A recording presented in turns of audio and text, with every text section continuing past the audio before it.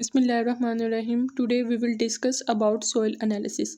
Soil analysis में सबसे पहले हम लोग ब्रीफ इंट्रोडक्शन देखेंगे सॉइल का, जिसके अंदर सॉइल फॉर्मेशन को स्टडी करेंगे, सॉइल की प्रॉपर्टीज़, सॉइल की इंपॉर्टेंस और सॉइल एनालिसिस को फिर स्टडी किया जाएगा। सॉइल एनालिसिस के डिफरेंट स्टेप्स हैं जिनको वन बाय वन डिस्कस करेंगे, लास्ट पर कंक्लूजन को स्टडी करेंगे। सबसे पहले हमारे पास आता है ब्रीफ इंट्रोडक्शन सॉइल का। सॉइल का अगर ब्रीफ इंट्रोडक्शन देखा जाए तो पिडोस मीन सॉइल इन ग्रीक, और जो टर्म पीडियोस्फीयर इसको हम लोग यूज़ करते हैं जो ज़मीन के टेरेस्ट्रियल पार्ट के ऊपर सॉइल कवर प्रेजेंट है इसको डिनोट करने के लिए जो टर्म यूज़ की जाती है वो पीडियोस्फीयर है। पीडियोलॉजी हमारे पास स्टडी ऑफ सॉइल है which include origin of soil, it's classification and it's description. Soil को देखें तो सॉइल हमारे पास मिक्सचर है मिनरल्स, वाटर, एयर और लिविंग ऑर्गेनिजम्स का। सॉइल फॉर्मेशन को देखते हैं तो सॉइल फॉर्मिंग के टू प्रोसेस होते हैं। फर्स्ट वाला हमारे पास प्रोसेस है weathering and second process is decomposition of organic matter. Weathering हमारे पास एक ऐसा प्रोसेस है जिसके अंदर हम लोग रॉक्स और मिनरल्स की ब्रेक डाउन करते हैं और ऑर्गेनिक मैटर के अंदर डेड लीव्स और फॉलन ब्रांचेस आ जाती हैं। सॉइल को क्लासीफाइड किया जाता है on the size of the mineral particles.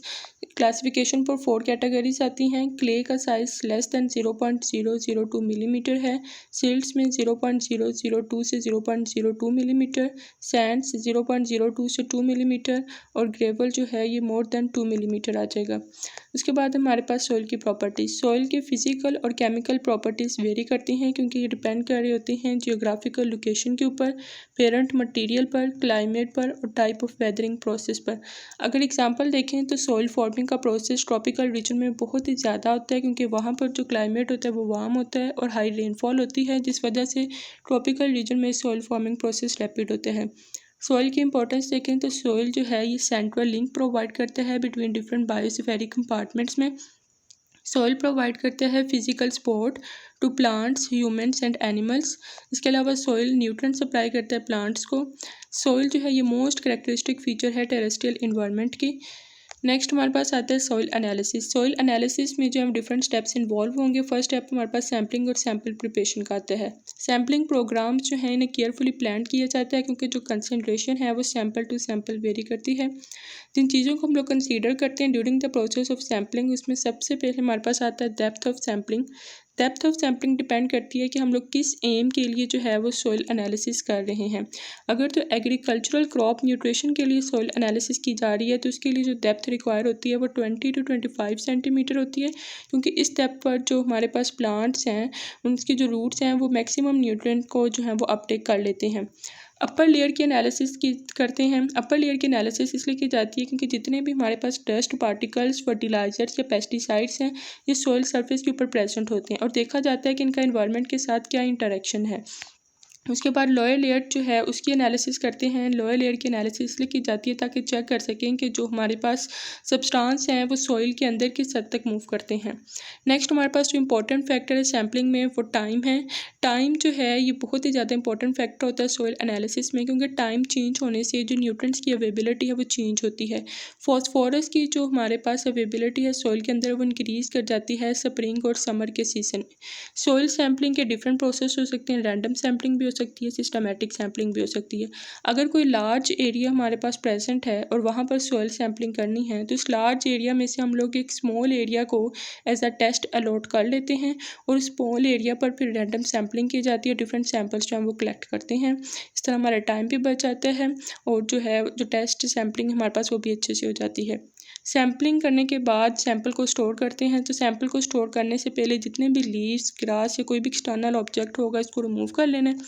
इसके अलावा जो सरफेस सैंपल है उसको हम लोग कलेक्ट करते हैं with stainless spoons, scoops, spades या फिर शेल्व्स। ये हमारे पास ऐसे जो हैं वो इंस्ट्रूमेंट्स हैं जिनको यूज़ किया जाता है सैंपल को लिफ्ट करने के लिए या जो है मूव करवाने के लिए। नेक्स्ट हमारे पास आता है अगर वेट सैंपल है तो वेट सैंपल को स्टोर करना चाहिए ग्लास कंटेनर के अंदर। उस ग्लास कंटेनर को टॉप तक फिल करें ताकि कोई भी एयर जो है वो कंटेनर के अंदर एंटर ना हो। सैंपल को स्टोर किया जा सकता है प्लास्टिक बैग्स में, ग्लास में और प्लास्टिक कंटेनर्स में। सैम्पलिंग करने के बाद जो नेक्स्ट प्रोसेस आता है वो ड्राइंग का आता है। सैंपल को ड्राई करने के 2 मेथड्स हैं, एयर ड्राइड भी हो सकता है और ओवन ड्राइड भी हो सकता है। एयर ड्राइड में जो सैंपल है उसको एम्बियंट एयर के साथ एक्सपोयर करवाते हैं तो सैंपल ड्राई हो जाता है। जाता है। एम्बियंट एयर ऐसी एयर है जो हमारे पास नेचुरल एटमॉस्फेरिक एयर होती है और इसके अंदर कोई भी एयर बॉर्न पोल्यूटेंट्स जो है वो प्रेजेंट नहीं होंगे। मतलब ये हमारे पास एटमॉस्फेरिक एयर ही होगी लेकिन वो नेचुरल स्टेट में होगी और इसके अंदर कोई भी पोल्यूटेंट जो है वो प्रेजेंट नहीं होगा। नेक्स्ट हमारे पास ओवन ड्राइड जब सैंपल करना है तो ओवन ड्राइड में सैंपल को ओवन के अंदर रखते हैं 105 डिग्री सेल्सियस पर। जब सैंपल ड्राई हो जाता है उसके बाद उसे डेसिकेटर के अंदर कैप्ट कर लिया जाता है। डिफरेंट एनालिसिस के लिए डिफरेंट प्रोसीजर्स रिकमेंड होती हैं। पीएच, ईएच और रिड्यूस्ड आयोनिक स्टेट्स। ईएच कहा जाता है रिडॉक्स पोटेंशियल को। अगर इनकी एनालिसिस करनी है तो जितनी जल्दी मुमकिन हो सके सैंपल में पीएच, ईएच और रिड्यूस्ड आयोनिक स्टेट की एनालिसिस कर लेनी चाहिए। एक्सट्रैक्टेबल नाइट्रोजन जिनमें NH4 positive, NO2 negative, NO3 negative, organic nitrogen and phosphorus fractions, इनकी भी लेबॉर्ट्री के अंदर जो एनालिसिस की जाती है वो जल्दी की जाती है। फ्रेश मटेरियल में से कर लेते हैं। अगर इन्हें स्टोर करना है तो 1 to 2 डेज़ के लिए 4 डिग्री सेल्सियस पर जो है वो स्टोर किया जा सकता है।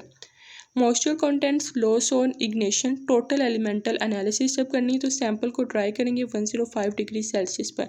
कुछ हमारे पास ऐसे एलिमेंट्स होते हैं जिनकी analysis as soon as possible या फिर before the process of drying करनी चाहिए। रिडॉक्स पोटेंशियल और पीएच को डिटरमाइन कर लेना चाहिए एज सून एज पॉसिबल, क्योंकि जो ट्रीटमेंट प्रोसीजर हैं वो सैंपल कॉम्पोजिशन को इफेक्ट करते हैं जिसकी वजह से रिडॉक्स पोटेंशियल और पीएच भी इफेक्ट हो सकती है। नेक्स्ट हमारे पास आते हैं मैनी ऑर्गेनिक कंपाउंड्स जो हैं उनको भी before the process of drawing जो है डिटरमाइन कर लेना चाहिए, क्योंकि जो हमारे पास ऑर्गेनिक कंपाउंड्स हैं ये थर्मली अनस्टेबल होते हैं और जब इन्हें ड्राई करते हैं तो ये वोलेटाइल हो जाते हैं। इसलिए ऑर्गेनिक कंपाउंड्स को ड्राई करने से पहले ही डिटरमाइन कर लेना चाहिए सैंपल के अंदर। Reduced form such as iron 2 and the sulphur 2, इनकी भी एनालिसिस जितनी जल्दी मुमकिन हो सके before the process of drying कर लेनी चाहिए, क्योंकि ये रेडिली ऑक्सीडाइज्ड हो जाती हैं। नेक्स्ट हमारे पास स्टेप आता है ड्राइंग के बाद कॉम्बिनेशन। कॉम्बिनेशन के अंदर देखें तो जो सॉइल हमारे पास होती है उसके अंदर काफ़ी ज़्यादा लार्ज एग्रीगेट ग्रेन्स प्रेजेंट होते हैं। लार्ज एग्रीगेट ग्रेन्स प्रेजेंट होते हैं सॉइल के अंदर, उनको ब्रेक डाउन किया जाता है और एक सैंपल को होमोजीनियस सैंपल के अंदर कन्वर्ट करते हैं। ब्रेक डाउन करने के लिए जिन हम लोग इंस्ट्रूमेंट्स को या जिन मीन्स को यूज़ करते हैं उनको कलेक्टिवली कॉम्बिनेशन कहते हैं। कॉम्बिनेशन के अंदर जो प्रोसेस हमारे पास आते हैं वो ग्राइंडिंग आ सकता है, क्रशिंग आ सकता है, मिलिंग या फिर पल्वर्सिंग। जो टूल्स यूज़ किए जाते हैं उनमें हाई स्पीड ग्राइंडिंग मिल्स आ जाती हैं, पावर्ड मोटार या फिर पेस्टल्स आ जाते हैं। अगर लेबॉर्ट्री के अंदर हम लोग देखें तो हम लोग मैनुअल जो यूजिंग मोटार और पेस्टल्स होते हैं उनको यूज़ करते हुए भी जो सॉइल के अंदर लार्ज एग्रीगेट ग्रेन्स प्रेजेंट हैं उनकी ब्रेक डाउन करके सैंपल को जो है वो होमोजीनियस सैंपल में कन्वर्ट कर सकते हैं। अगर सैंपल का फर्दर जो है वो साइज़ रिड्यूस करना है तो उसके लिए हम लोग एक प्रोसेस करवाते हैं कॉनिंग एंड क्वार्टरिंग का। इसके अंदर क्या किया जाता है कि जो ड्राइड और ग्राउंड सैंपल होता है उसको एक कंटेनर के अंदर सील करते हैं, फिर उसको शेक करते हैं। उसके बाद उस सैंपल को जो है वो क्लीन सरफेस के ऊपर in the form of cone जो है उसको निकाल लेते हैं। उसके बाद उस कोन को एक सर्कुलर मटीरियल के अंदर कन्वर्ट करते हैं। नेक्स्ट हम लोग स्पैचुला की मदद से सर्कुलर कोन को जो है वो 4 क्वार्टर्स के अंदर डिवाइड कर देते हैं। जो अपोजिट क्वार्ट्स होते हैं उनको डिस्कार्ड कर देते हैं। उसके बाद जो रिमेनिंग क्वार्ट्स होते हैं उनको फिर फर्दर जो है वो कॉनिंग के प्रोसेस से गुजारा जाता है। ये हम लोग तब तक करते रहेंगे जब तक जो रिक्वायर्ड सैंपल साइज़ है वो ऑब्टेन ना हो जाए। जब रिक्वायर्ड सैंपल साइज़ ऑब्टेन हो जाएगा तो फिर उसे 2 मिलीमीटर सीव में से जो है वो पास करवाएंगे। ये हमारे पास प्रोसेस होता है कॉनिंग और क्वार्टरिंग का। नेक्स्ट हमारे पास आता है डिसोल्यूशन एंड एक्सट्रैक्शन। जो न्यूट्रिएंट्स और पोल्यूटेंट्स हैं वो सॉइल के अंदर डिफरेंट फॉर्म्स में प्रेजेंट होते हैं, इसलिए डिफरेंट मेथड्स यूज़ किए जाते हैं ताकि सैंपल या एनालाइट को एक ऐसी फॉर्म में कन्वर्ट कर सकें जो हमारे पास एनालिसिस के लिए सूटेबल हो। प्रोसीजर जो हम लोग अडॉप्ट करते हैं वो डिपेंड करता है नेचर ऑफ एनालाइट पर, एनालिटिकल टेक्निक पर, the kind of information being sought. Next हमारे पास है कैटेगरीज ऑफ एनालाइट। एनालाइट की जो है वो कैटेगरीज होती हैं। The following categories of analyte can be determined. हम लोग एनालाइट के अंदर से टोटल एलिमेंटल एनालिसिस भी करते हैं, total organic substances, soluble ions, total inorganic exchangeable ions. अगर हैवी मेटल की एनालिसिस करनी है तो हैवी मेटल्स यूजुअली अवेलेबल होते हैं मिलीग्राम पर किलोग्राम की रेंज में। इसके अलावा जो फर्स्ट स्टेप इनके एनालिसिस में इन्वॉल्व है वो एशिंग का स्टेप है। एशिंग ड्राई एशिंग हो सकती है, वेट एशिंग या फिर फ्यूजन आ जाएगा। ऑर्गेनिक पोल्यूटेंट्स की एनालिसिस कैसे करते हैं? ये हमारे पास ऑर्गेनिक पोल्यूटेंट जो हैं ये वेरी लो अमाउंट में हमारे पास प्रेजेंट होते हैं, माइक्रोग्राम या फिर पर किलोग्राम, और इसलिए इन्हें माइक्रो पोल्यूटेंट्स भी कहा जाता है। इन्हें एक्सट्रैक्ट कर लेते हैं ऑर्गेनिक सॉल्वेंट के अंदर। एक्सट्रैक्शन हम लोग कैसे अचीव करते हैं? By the process of shaking. Shake करने के बाद जो है वो मिक्सचर को हम लोग सेटल होने के लिए रख देते हैं सेवरल आवर्स के लिए। या फिर हमारे पास एक और प्रोसेस होता है सॉल्ट एक्सट्रैक्शन का। ये हमारे पास एक ऐसा प्रोसेस है जिसके अंदर हम लोग जो है वो लिपिड जो होता है उसको सेपरेट करते हैं। एशिंग और फ्यूजन आ जाता है।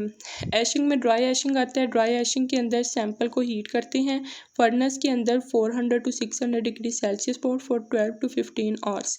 उसके बाद डिसॉल्व किया जाता है डाइल्यूट एसिड सोल्यूशन में। फिर जो वोलेटाइल कंपोनेंट्स होते हैं वो लॉस्ट हो जाते हैं। वेट एशिंग हमारे पास सैंपल को हीट करेंगे ऑक्सीडाइजिंग सोल्यूशन में। ऑक्सीडाइजिंग सोल्यूशन नाइट्रिक एसिड का सोल्यूशन हो सकता है या फिर परक्लोरिक एसिड का सोल्यूशन। फ्यूजन में क्या किया जाता है कि सैंपल जो है उसको मिक्स करते हैं क्रूसिबल के अंदर। क्रूसिबल हमारे पास एक ऐसा कंटेनर है जिसके अंदर सैंपल को जो है वो मिक्स किया जाता है। फिर उसको हम लोग मेल्ट करते हैं और फिर हाई टेम्परेचर पर जो है वो उसको हीट करते हैं। हाई टेम्परेचर पर हीट करने के बाद जो हमारे पास क्रूसिबल है उसको कूल्ड कर लेंगे। ये प्रोसेस हमारे पास उन सब्सटेंसेस के लिए ज़्यादातर अवेलेबल होता है जो पार्शली सॉल्युबल होते हैं एसिड्स के अंदर। नेक्स्ट है हमारे पास total elemental analysis. Different recommended procedures होते हैं total concentration of individual elements को जो है वो डिटरमाइन करने के लिए। टेबल है जिसके अंदर रिकमेंडेड वेट्स जो हैं वो दिए गए हैं गाइडलाइन के लिए। इसके अलावा जो हमारे पास जो प्रोसीजर है जो मेथड है वो डिपेंड करता है कि सैंपल के अंदर कंसंट्रेशन कितनी है। जो रिएजेंट्स की अमाउंट है वो स्केल्ड अप हो सकती है जैसे हम लोग सैंपल का वेट जो है उसको इंक्रीज़ करेंगे।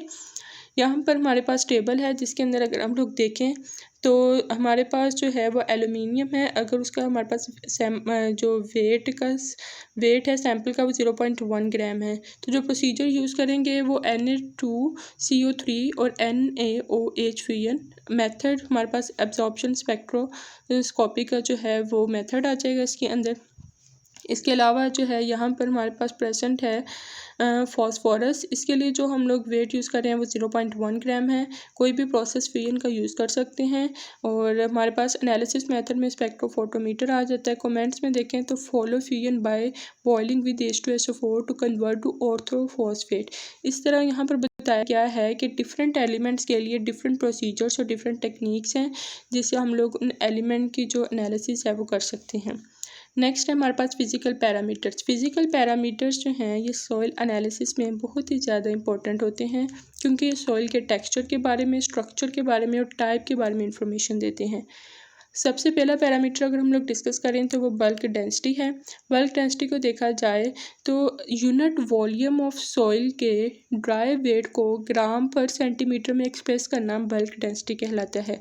बल्क डेंसिटी जो है ये इन्वर्सली प्रोपोर्शनल है पोर स्पेस के। बल्क डेंसिटी को हम लोग इसलिए यूज़ करते हैं ताकि प्लांट्स की उन फिजिकल कैरेक्टरिस्टिक्स को जो है वो डिटरमाइन कर सकें जो प्लांट्स की ग्रोथ के लिए नेसेसरी हैं। बल्क डेंसिटी का फार्मूला जो है बल्क डेंसिटी इक्वल है वेट ओवर वॉल्यूम के। स्पेसिफिक ग्रेविटी हमारे पास रेशियो है mass of a given volume of soil to the mass of an equal volume of water. Specific gravity को भी रिलेट करते हैं बल्क डेंसिटी के साथ ही। स्पेसिफिक ग्रेविटी का फार्मूला है m2 minus m1 over m3 minus m1 है। m1 हमारे पास वेट है एम्प्टी बोतल का। m2 हमारे पास वेट है ऐसी बोतल का जिसके अंदर सॉइल प्रेजेंट है। और m3 वेट ऐसी बोतल का जिसके अंदर वाटर प्रेजेंट है। नेक्स्ट हमारे पास वाटर कंटेंट्स या फिर मॉइस्चर कंटेंट्स आ जाते हैं। वाटर सॉइल के अंदर बहुत ही ज़्यादा इंपॉर्टेंट होता है क्योंकि वाटर हमारे पास एक्ट करता है एज अ सॉल्वेंट और ये ट्रांसपोर्टिंग एजेंट के तौर पर भी एक्ट कर रहा होता है। इसके अलावा वाटर इसेंशियल है प्लांट ग्रोथ के लिए। अगर परसेंटेज वाटर कंटेंट की जो है वो डिटरमाइन करनी है सॉइल के अंदर तो जो फार्मूला यूज़ करते हैं वो आता है 100 multiply m1 minus m2 over m1। m1 additional weight है, m2 फाइनल वेट आ जाता है। Loss on ignition. जब सैंपल को इग्निशन मतलब बर्न किया जाता है तो उसके अंदर से हमें रफ इंडिकेशन मिलती है कि ऑर्गेनिक मैटर जो है वो प्रेजेंट था क्योंकि जो ऑर्गेनिक हमारे पास कंपाउंड्स होते हैं वो वोलेटाइल होते हैं, थर्मली अनस्टेबल होते हैं। लॉस ऑन इग्निशन का formula 100 multiply m1 minus m2 over m1 आ जाता है। नेक्स्ट है हमारे पास पार्टिकल साइज़। पार्टिकल साइज़ को देखें तो हम लोग जो है वो सॉइल को क्लासिफाइड करते हैं into silt, gravel, sand, stone and clay में। pH जो है ये भी बहुत इंपॉर्टेंट फैक्टर होता है। pH हमें इंडिकेशन देती है कि जो सॉइल है वो एसिडिक है या बेसिक है। अगर तो pH 7 हो तो सॉइल न्यूट्रल होगी, अगर pH लेस देन 7 है तो सॉइल एसिडिक है, और अगर pH मोर देन 7 है तो सॉइल बेसिक है। यहाँ पर एक फिगर दिखाई गई है जिसमें डिफरेंट न्यूट्रिएंट्स जो हैं वो डिफरेंट pH पर अवेलेबल होंगे। इसके अंदर जो वाइडेस्ट पार्ट है बार का वो इंडिकेट करता है मैक्सिमम अवेलेबिलिटी ऑफ न्यूट्रिएंट्स को। यहाँ पर नाइट्रोजन, पोटाशियम और सल्फर हैं, इनकी जो मैक्सिमम अवेलेबिलिटी है वो pH 5 से लेकर pH 8 तक होगी, क्योंकि ये हमारे पास बार का वाइडेस्ट पार्ट है। सारा डिफरेंट न्यूट्रिएंट्स हैं, उनके अंदर डिफरेंट pH जो हैं वो एग्जिस्ट करती हैं जहाँ पर वो अवेलेबल होंगे।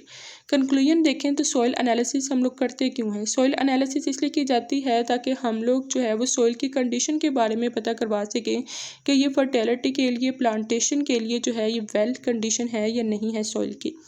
इसके अलावा अगर हम लोग देखें तो जो सॉइल एनालिसिस है इससे हम लोग जो है सॉइल के अंदर जो different element, different nutrients present हैं उनके बारे में जो है वो जान सकते हैं, और फ्यूचर प्लानिंग जो है उन्हें अच्छे तरीके से कर सकते हैं। ये हमारा टॉपिक था जिसके अंदर हम लोगों ने ब्रीफ इंट्रोडक्शन सॉइल का देखा है। इसके अलावा सॉइल एनालिसिस के डिफरेंट स्टेप्स, फिजिकल पैरामीटर्स और कंक्लूजन को जो है वो डिस्कस किया है। आई होप कि आप लोगों को टॉपिक समझ आ गया होगा अच्छे से। Thank you so much. अल्लाह हाफिज़।